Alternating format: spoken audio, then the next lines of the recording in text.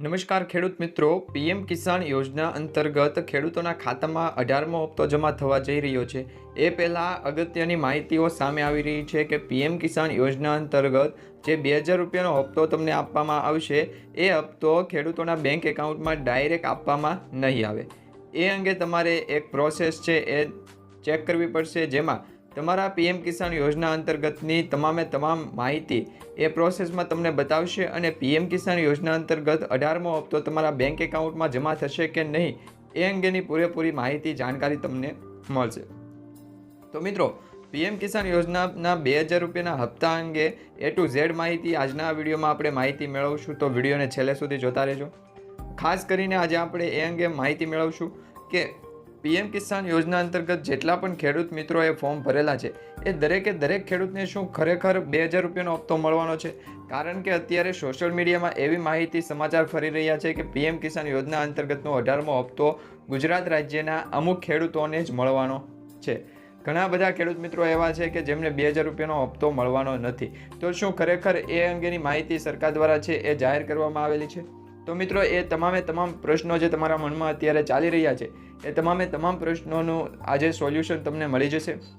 આજના વિડીયોમાં આપણે એ અંગેની પણ માહિતી મેળવશું કે પીએમ કિસાન યોજના અંતર્ગત બેનિફિશરી સ્ટેટસ કઈ રીતના ચેક કરવું, તમને હપ્તો મળશે કે નહીં એ અંગે પ્રોસેસ છે, સરકારી જે વેબસાઇટ છે એના માધ્યમથી કઈ રીતના ચેક કરવી, KYC, આધાર કાર્ડ, બેંક ખાતું, બેંક સાથે આધાર કાર્ડ સીડિંગ છે કે નહીં, એ અંગેની જે A to Z માહિતી છે એ આપણે મેળવશું. તો પીએમ કિસાન યોજના અંતર્ગતની આ નવી સિરીઝમાં તમારું ફરીથી હાર્દિક સ્વાગત છે. મિત્રો, ટોટલ માહિતી યુટ્યુબ ચેનલ થકી તમને ગુજરાત રાજ્ય સરકાર તેમજ કેન્દ્ર સરકાર દ્વારા જેટલી પણ યોજનાઓ, જાહેરાતો, સરકારી માહિતીઓ આપવામાં આવે છે, તમામ માહિતી તમને મળી જાય એ માટે ચેનલ સાથે જોડાયા રહેજો. ચેનલને સબસ્ક્રાઇબ ન કરી હોય તો અત્યારે સબસ્ક્રાઇબ કરી લેજો, જેથી કરી આવી દરેક માહિતી તમને સમયસર અને સૌથી પહેલાં મળી જાય. તો હવે મિત્રો, પીએમ કિસાન યોજના અંતર્ગત 18મા હપ્તાની A to Z માહિતી શરૂ કરીએ. તો સૌપ્રથમ મિત્રો, પીએમ કિસાન યોજના અંતર્ગત 2000 રૂપિયાનો 18મો હપ્તો ખેડૂતોના બેંક એકાઉન્ટમાં જમા થવા જઈ રહ્યો છે.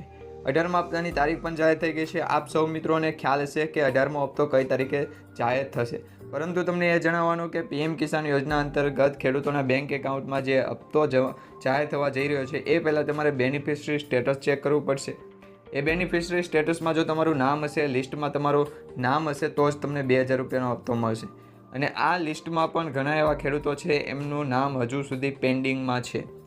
તો આવા ખેડૂત મિત્રોને 2000 રૂપિયાનો હપ્તો નથી મળવાનો. ખાસ કરીને ધ્યાન રાખીને સાંભળજો મિત્રો કે પીએમ કિસાન યોજનાના 18મા હપ્તાની રાહ જોઈ રહેલા કરોડો ખેડૂતો માટે સારા સમાચાર આવ્યા છે.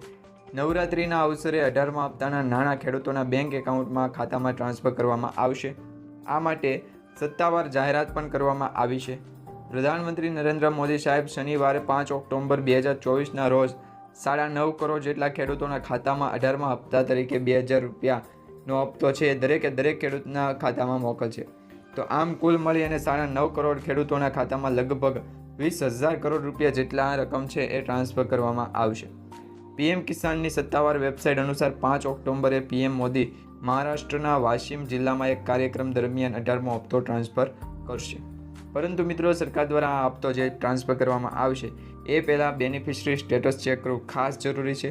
એમાં તમને જણાવવામાં આવશે કે તમને 2000 રૂપિયાનો હપ્તો મળશે કે નહીં, અને પીએમ કિસાન યોજના અંતર્ગતની દરેક માહિતી તમને છે એ આ વેબસાઇટ ઉપર મળી જશે. KYC, આધાર કાર્ડ સાથે લિંક, બેંક ખાતું, બેંક સાથે આધાર લિંક અને આધાર કાર્ડનું સીડિંગ, આ તમામ મૂળભૂત 5 જે બાબતો છે એના ઉપર ખાસ તમારે ધ્યાન રાખવાની જરૂર છે.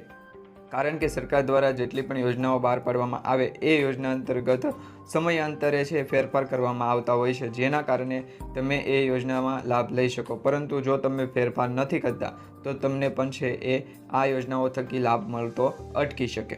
તો હવે ખાસ કરીને તમને જણાવ્યું કે એ માહિતી સરકાર દ્વારા પીએમ કિસાન યોજના અંતર્ગત એ પહેલાં ખેડૂતોના અકસ્માત વીમા યોજના અંતર્ગત એક છે એ માહિતી મળી રહી છે, જેમાં ખેડૂત ખાતેદારના અકસ્માત વીમા યોજના અંતર્ગત છે એ સરકાર દ્વારા શું વિચારણા છે, સરકાર દ્વારા શું એમાં લાભ આપવામાં આવે છે, શું ફાયદો કરવામાં આવે છે. તો મિત્રો, આ યોજનાનો હેતુ એવો છે કે મુખ્ય ઉદ્દેશ ખાતેદાર ખેડૂત જે હોય છે, ખાતેદાર ખેડૂતના કોઈ પણ સંતાન, જેમાં પુત્ર અથવા પુત્રી બંનેનો સમાવેશ થાય, તેમજ ખાતેદાર ખેડૂતના પતિ અથવા પત્નીનું અકસ્માતે મૃત્યુ થાય છે, કે પછી મૃત્યુ ન થાય અને કાયમી અપંગતા આવે તો એના વારસદારને આર્થિક સહાય આપવાનો હેતુ છે. તો ખાતેદાર ખેડૂતે અકસ્માત વીમો યોજના છે એ અંતર્ગત છે એ વધારે માહિતી મેળવવી જરૂરી છે, કારણ કે અત્યારે જે ઝડપી જમાનો છે એમાં અકસ્માત અત્યારે સામાન્ય બાબત થઈ ગઈ છે. કોઈ પણ જગ્યાએ ક્યારે પણ અકસ્માત થઈ શકે અને આ અકસ્માત થયા પછી કોઈનો વાંક નીકળતો નથી, કારણ કે અકસ્માત જે થતો હોય છે એમાં કોઈનું કારણ કે પછી કોઈનો વાંક કે સીધી કાંઈ પણ જે જાણકારી હોય તો અકસ્માત અટકી શકે, પરંતુ અનિચ્છતાએ જો અકસ્માત થાય તો તમારે છે એ આ વીમાની જે યોજના છે એ અંતર્ગત સારો એવો લાભ મળવા પાત્ર છે. તો આ યોજનાનો હેતુ તો તમને ખ્યાલ હશે, અત્યારે તમે જાણ્યો હશે, પરંતુ સહાયનું ધોરણ શું છે? તો મિત્રો, આ યોજના અંતર્ગત તમે જો લાભ લ્યો છો, ફોર્મ ભરેલું હોય, વીમો ઉતારાવેલો હોય, તો અકસ્માતને કારણે મૃત્યુ કે કાયમી સંપૂર્ણ અપંગતાના કિસ્સામાં 2 લાખ રૂપિયા સુધીની સહાય તમને મળે છે. નાના અને સીમાંત ખેડૂત માટે ખાસ ઉપયોગી આ યોજના છે, વીમા યોજના છે. અકસ્માતને કારણે એક આંખ અથવા એક અંગ, એમાં પગ અથવા હાથ ગુમાવનારના કિસ્સામાં 50% લેખે, એટલે કે જે મૂળ રકમ 2 લાખ રૂપિયા સુધીની સહાય મળે એના 50% એટલે કે 1 લાખ રૂપિયા મળે. તો આ હતું સહાયનું ધોરણ, એટલે સહાય જે મળવા પાત્ર હોય છે એ. હવે બાદ મુખ્ય શરતો શું શું છે? તો મૃત્યુ અથવા કાયમી અપંગતા અકસ્માતના કારણે થયેલ હોય તો સાપ કરડવો, વીજળી પડવી, કૂવા તળાવમાં ડૂબી જવું, આકસ્મિક દિવાલ પડવી જેવા કિસ્સામાં મળવાપાત્ર રહેશે. એવું નથી મિત્રો કે વાહન ચલાવતા જ અકસ્માત થાય, પરંતુ જો કોઈ કુદરતી રીતે અથવા તો કહી શકાય કે જે સાપ કરડવો છે, વીજળી પડવી છે, કૂવા કે તળાવમાં ડૂબી જવાથી મૃત્યુ થાય, કે આકસ્મિક એવી ઉણપ આવે કે પછી અંગ રહી જાય, અંગ ગુમાવવાનો વારો આવે, કે આકસ્મિક દિવાલ પડવી જેવા કિસ્સામાં ઘણા બધા એવા પરિબળો હોય જેમાં તમને છે એ રાહત મળી શકે. તો મિત્રો, જો આ યોજના અંતર્ગત છે એ કોઈ પણ કારણો હોય તો એવા કિસ્સામાં તમને છે એ આ જે વીમા યોજના છે એમાં મળવાપાત્ર લાભ રહેશે. તેમજ આપઘાત કે કુદરતી મૃત્યુનો આ યોજનામાં સમાવેશ થતો નથી. જો મિત્રો કોઈ પણ ખેડૂતનું કુદરતી મૃત્યુ થાય, નોર્મલ મૃત્યુ થાય અથવા તો આપઘાત કરે તો એ આ યોજનામાં ગણાશે નહીં. મૃતક અથવા કાયમી અપંગ વ્યક્તિની ઉંમર 5 થી 70 વર્ષની હોવી જોઈએ. 150 દિવસમાં સંબંધિત જિલ્લા ખેતીવાડી અધિકારીશ્રીની કચેરીમાં અરજી કરેલી હોવી જોઈએ, તો જ તમને લાભ મળશે. હવે આ જે મૃત્યુ થાય અથવા તો જે પણ ખેડૂતનું આકસ્મિક અંગ રહી જાય, અંગ ગુમાવવું પડે, તો એવા દાવા કરવા માટેની અરજી સાથે તમારે કયા કયા ડોક્યુમેન્ટ જોડવા? તો એમાં 7/12/8ની નકલ, ગામના નમૂના નંબર 6નું હકપત્ર, મૃત્યુ તારીખ પછીના પ્રમાણિત ઉતારા, PM રિપોર્ટ, FIR પંચનામા રિપોર્ટ, પોલીસ ઇન્વેસ્ટ પંચનામું, મૃતકનું મરણનું પ્રમાણપત્ર, ઉંમરનો પુરાવો, કાયમી સંપૂર્ણ અપંગતાના કેસમાં મેડિકલ બોર્ડ, સિવિલ સર્જનનું ફાઇનલ એસેસમેન્ટ દર્શાવતું પ્રમાણપત્ર તથા અપંગતા બતાવવા પોસ્ટકાર્ડ સાઇઝનો ફોટોગ્રાફ, અથવા મૃતક અકસ્માત સમયે વાહન ચલાવતો હોય તો તેનું વેલિડ ડ્રાઇવિંગ લાયસન્સ, તલાટીનું પેઢીનામું, અરજદાર અને મૃતકનું આધાર કાર્ડ, ચૂંટણી કાર્ડ, બેંક પાસબુક અને રેશન કાર્ડ, આટલા ડોક્યુમેન્ટની જરૂર પડે છે. ત્યારબાદ મિત્રો, ખેડૂતો માટે બજેટમાં જોગવાઈ કરવામાં આવી છે એ અંગેની માહિતી અત્યારે ખૂબ જ વાયરલ થઈ રહી છે, જેમાં PM કિસાન યોજના અંતર્ગત 68,000 કરોડ રૂપિયા આપવામાં આવે છે. એમાં ઘઉં અને ચોખાની ખરીદી માટે 1.63 કરોડ ખેડૂતોને રૂપિયા 2.37 લાખ કરોડની સુધીની ચૂકવણી કરવામાં આવશે. જમીનના દસ્તાવેજોના ડિજિટલાઇઝેશન, જંતુનાશકો અને પોષક તત્વોના છંટકાવ માટે કિસાનના ડ્રોનને પ્રોત્સાહન આપવા માટેની યોજના અંતર્ગત બજેટમાં જોગવાઈ કરવામાં આવી છે. ખેડૂતોને લાભ આપવામાં આવશે. ત્યારબાદ મિત્રો માહિતી મેળવીએ તો મિત્રો, માસિક પેન્શન સુરક્ષિત ભાવિ PM કિસાન મનધન યોજના, કિસાન જે પ્રધાનમંત્રી સ્વનિધિ યોજના છે એ જ પ્રમાણે યોગદાન જે છે એ આ યોજનામાં જોડાવા માટે ખેડૂતોએ દર મહિને પ્રીમિયમ ચૂકવવું પડશે. એટલે કે દર મહિને જો ખેડૂતોને 60 વર્ષ સુધીનું જે પ્રીમિયમ હોય છે એ અંગેની પણ એક યોજના છે, PM માનધન યોજના. હવે આ માનધન યોજના એટલે શું? તો જે પણ ખેડૂત મિત્રો 60 વર્ષની ઉંમર સુધીના થાય અને ત્યારબાદ એમનું પેન્શન આવતું શરૂ થાય તો એ પેન્શન અંતર્ગત જોડાવા માટેની યોજના છે, સ્કીમ છે. સરકાર દ્વારા જ આ યોજના ચલાવવામાં આવે છે. આ જે પેન્શન યોજના છે એ ચાલુ રાખવામાં આવી છે અને એમાં ઓનલાઈન ફોર્મ પણ ભરાય છે.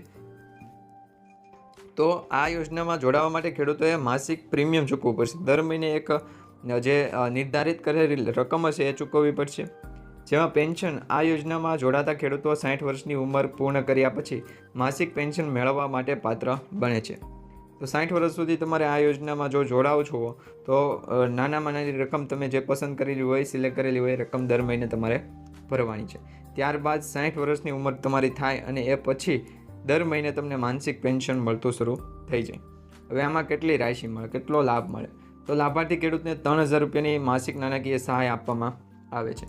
3000 રૂપિયાનું પેન્શન દર મહિને 60 વર્ષની ઉંમર પછી જો આ યોજના થકી જે પણ ખેડૂત મિત્રો જોડાયેલા છે અથવા પ્રીમિયમ ભરે છે તો એવા ખેડૂત મિત્રોને લાભ મળશે. ત્યારબાદ મિત્રો જે 18મા હપ્તાનું ટ્રાન્સફરેશન છે એમાં ગુજરાત રાજ્ય સિવાયના અન્ય તમામ રાજ્યોમાં ટોટલ ભારત દેશની અંદર જે છે એ 9.5 એટલે કે 9.5 કરોડ લાભાર્થીઓને ખેડૂતોના બેંક ખાતામાં 20,000 કરોડ રૂપિયાની રકમ ટ્રાન્સફર કરવામાં આવે છે. અને આ જે રકમ ટ્રાન્સફર કરવામાં આવે છે એ પહેલાં તમારું બેનિફિશરી સ્ટેટસ ચેક કરી લેજો. બેનિફિશરી સ્ટેટસમાં તમારું નામ છે કે નહીં એ ચેક કરવા માટે નીચે કમેન્ટમાં જણાવો તો એ અંગેની માહિતી તમને જણાવી દઈશું કે બેનિફિશરી સ્ટેટસમાં તમારું નામ કઈ રીતના ચેક કરવું. અને એમાં એ પણ દર્શાવશે કે તમારો હપ્તો છે એ પેન્ડિંગ છે, વેલિડ છે, તમારા બેંક એકાઉન્ટમાં ટ્રાન્સફર થવા માટે છે એ સરકાર દ્વારા પ્રોસેસ કરી દેવામાં આવી છે કે નહીં, એ તમામ અંગેની માહિતી તમને જણાવવામાં આવે છે એમાં. તો એ અંગેની માહિતી તમારે જોઈતી હોય તો નીચે કમેન્ટમાં જણાવજો, તો આપણે એ અંગેની પ્રોપર એક માહિતી તમને આપીશું. હવે મિત્રો KYC આધાર કાર્ડમાં બેંક એકાઉન્ટ લિંક કરાવવું એ તમામ તો પ્રોસેસ તમને ખ્યાલ હશે, પરંતુ એ પહેલાં ખુશહાલ ખેડૂત સમૃદ્ધ રાષ્ટ્ર અન્નદાતાની આવકમાં વૃદ્ધિ કરવા સંકલ્પિત મોદી સરકાર, જેમાં ખેડૂતોને બાસમતી ચોખા પર ન્યૂનતમ નિકાસ પર હટાવવામાં આવ્યું છે. એટલે બાસમતી ચોખાનું જે પણ ખેડૂતો ઉત્પાદન કરે છે એમાં ન્યૂનતમ નિકાસ કર જે છે એ હટાવવામાં આવ્યો છે, ટેક્સ હટાવવામાં આવ્યો છે. ડુંગળી પર નિકાસ પર કર છે 40%થી ઘટાડીને 20% કરવામાં આવ્યો છે.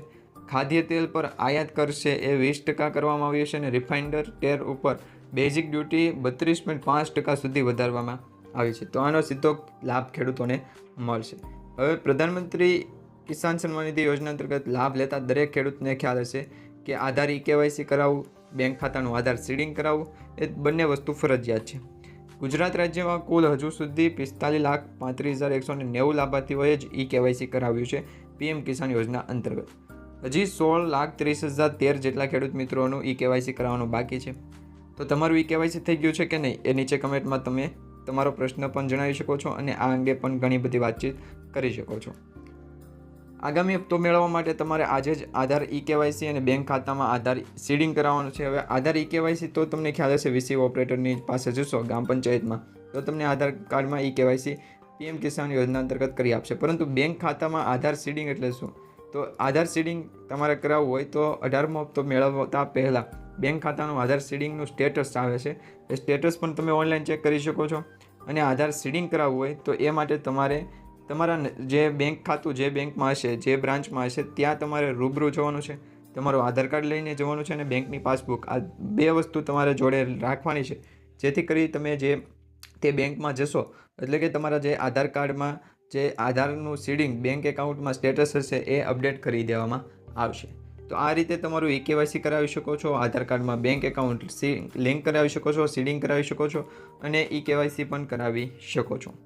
તો મિત્રો આ માહિતી તમને સારી લાગી તો વિડીયોને લાઇક આપજો, ચેનલને સબસ્ક્રાઈબ કરજો અને તમારા દરેક ખેડૂત મિત્રો સુધી આ માહિતી શેર કરજો વોટ્સઅપ ગ્રુપ અને ફેસબુક ગ્રુપમાં, જેથી કરી ગુજરાત રાજ્યના અન્ય ખેડૂતોને પણ માહિતી મળે તેમજ ભારત દેશની અંદર જેટલા પણ ખેડૂત મિત્રો છે એમને પણ 2,000 રૂપિયાના 18મા હપ્તા અંગેની A to Z માહિતી મળી જાય.